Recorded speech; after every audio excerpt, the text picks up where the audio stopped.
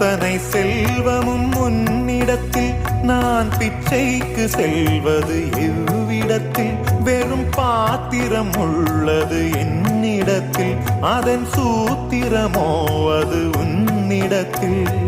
ஒரு முறையா இருமுறையா பல முறை பல பிறப்பெடுக்க வைத்தாய்.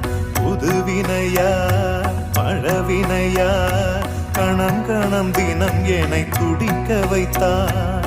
பொருளுக்கு அலைந்திடும் பொருளற்ற வாழ்க்கையும் துரத்துதே. உன் அருள் அருள் அருள் என்று அலைகின்ற மனம் இன்று பிதற்றுதே. அருள் விழியால் நோக்குவாய், மலர்பதத்தால் தாங்குவாய். உன் திருக்கரம் என்னை அரவணைக்குனதருள்